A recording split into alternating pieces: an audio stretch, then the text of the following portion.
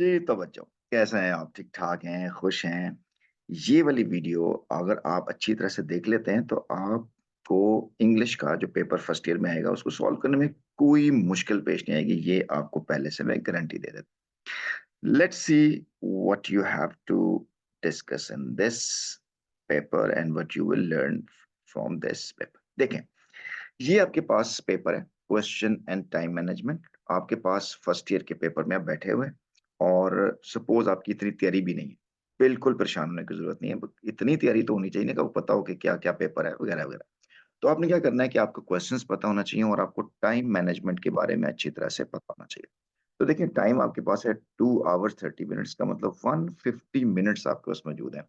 और अगर आपको पेपर आता है और आपको ये चीजें आपको आती हैं क्या कुछ आना, तो आप 110 मिनट के अंदर इजीली पेपर सॉल्व कर सकते हैं। और आपके पास देखें, still you have left with how many 40 minutes with you. तो आप पहले पेपर देकर निकल जाए। लेकिन मैं आपको ये एडवाइस नहीं करूंगा, आप उसको अच्छी तरह से रिवाइज जरूर करें पेपर को।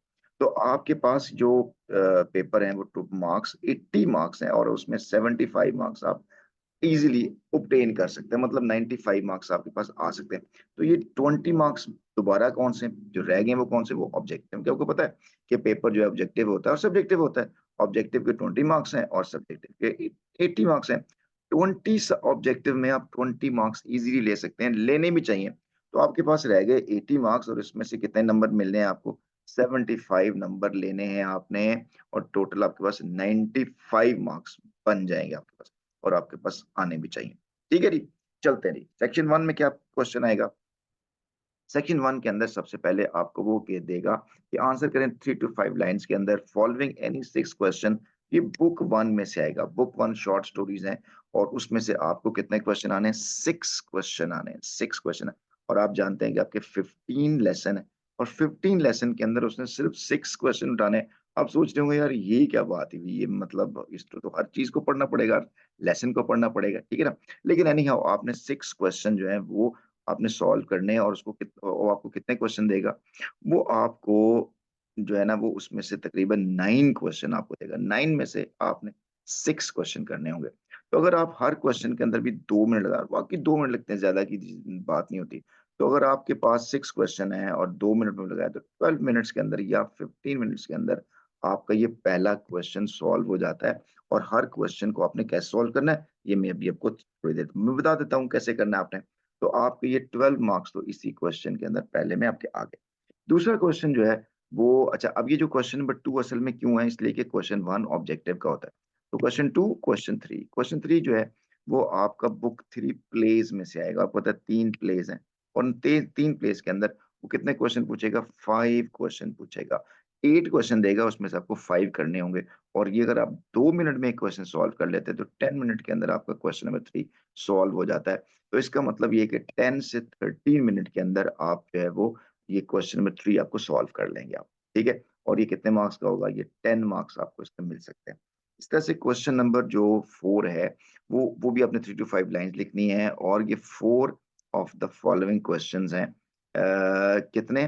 बुक 3 में से। बुक 3 क्या चीज़ है? पोएम। पोएम में से आपने कितने क्वेश्चन करने हैं? 4। और आपको कितने क्वेश्चन दिए होंगे?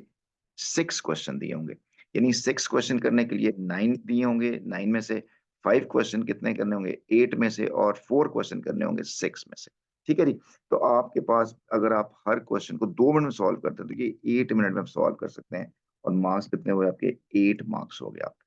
ठीक है जी? तो ये जो क्वेश्चन जो सेक्शन 1 है, सेक्शन 1 के अंदर आप जो है वो कितने नंबर ले सकते हैं? 12 और 10, 22 और 30 नंबर आपके सेक्शन 1 में से, जिसमें से कोई नंबर नहीं कटता आपको। आपसे जो उसने क्वेश्चन पूछा है, आपने उसको आंसर कर दिया है, कोई ग्रामर की मिस्टेक नहीं है, तो 30 मार्क्स तो भाई आपने यहाँ पे ले लिए, आपको मसला ही कोई नहीं आप। क्लियर होगी बात?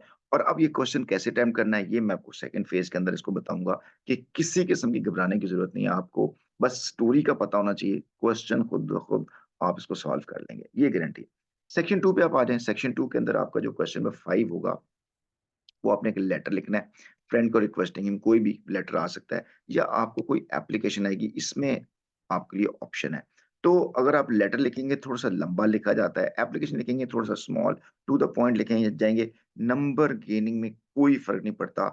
ये 10 मार्क्स का है, 9 मार्क्स पक्के हैं अगर आपने बिल्कुल फॉर्मेट वगैरह सही लिखा है, कोई कोई ऐसी चीज़ ही नहीं लिखी हुई, टू द पॉइंट लिखा है, तो he is bound to give you 8 marks. तो 9 मार्क्स जो है, वो आपकी राइटिंग का और आपकी प्रेज़ेंटेशन के होते हैं। ठीक है जी? तो ये 15 मार्क्स मिनट्स में आप ये क्वेश्चन सॉल्व कर सकते हैं। आ जाएँ क्वेश्चन नंबर 6 के ऊपर, right a story. Story on the moral lesson लिखना है। ये आपको क्या करता है कि 2 आपको जो है वो मॉरल लेसन देता है। अब याद रखिएगा ये स्टोरी कैसे लिखनी है, इस पे भी आपको बताऊँगा। 2 मॉरल लेसन लेगा, उसमें अपने 1 स्टोरी आपने लिखनी होगी और ये 10 मार्क्स की है, मैक्सिमम इसमें 9 मार्क्स आपको आ जाते हैं। 8 मार्क्स आ जाते हैं ईज़िली, 9 अगला जो 9 मार्क्स का मतलब ये है कि उसको बहुत एक्स्ट्राऑर्डिनरी स्टोरी लिखी है आपने। तो इसका मतलब है कुछ आपने एक्स्ट्रा लिखा है, राइटिंग बहुत अच्छी है, एक्सप्रेशन बहुत अच्छा है। तो वो कैसे करना है, वो भी हम इसको बता देंगे। ये मैक्सिमम 15 मिनट्स के अंदर ये स्टोरी जो है लिखी जाती है। क्वेश्चन जो 7 है, वो 3 पार्ट में है। ए पार्ट है, बी पार्ट है और सी है। यानी ए के अंदर आपने रेफरेंस टू द कॉन्टेक्स्ट लिखना है, ठीक है? और रेफरेंस कॉन्टेक्स्ट में 5 मार्क्स हैं, मैक्सिमम 4 आ जाते हैं। आजकल कहते हैं वो 5 भी दे देते हैं उसको और ये 10 मिनट्स के अंदर लिखी जाती है। ये भी आपको बताऊँ कैसे लिखनी है आपने। Punctuate the following extract from that book 1। Book 1 के अंदर जो पंक्चुएशन दी होती है, वो भी 5 मार्क्स की है और ये 5 के 5 मार्क्स जो है ना विन किए जा सकते हैं, अगर आपको पंक्चुएशन के बारे में थोड़ा-सा भी आइडिया है। ये भी मैं आपको गाइड कर दूँगा कि कैसे आपने पंक्चुएशन करनी है, ठीक है?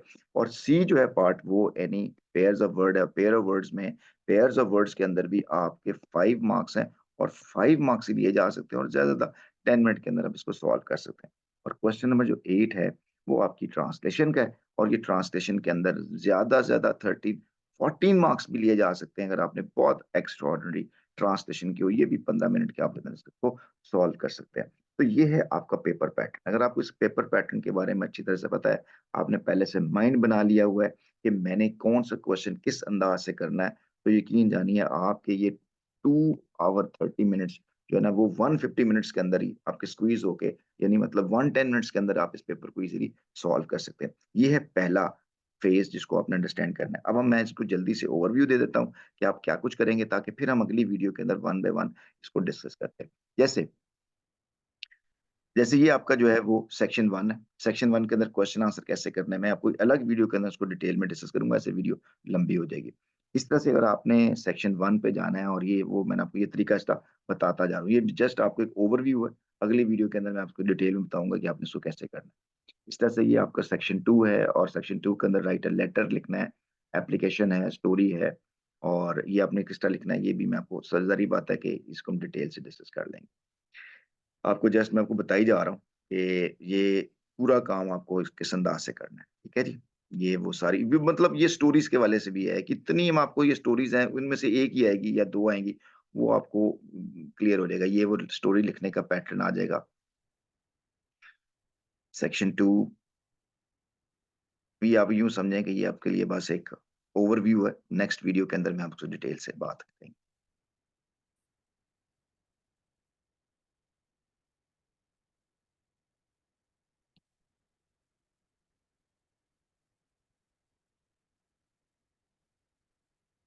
ठीक है जी, चलें हम ये ऑब्जेक्टिव मैंने आपको ले दिया है, तो अगली वीडियो के अंदर मैं आपको ये क्वेश्चन आंसर करने का तरीका बताऊँगा और स्टे ट्यून्ड। टेक केयर, मुझे ज़रूर बताइएगा कि ये वीडियो आपके लिए कितनी हेल्पफुल साबित हुई।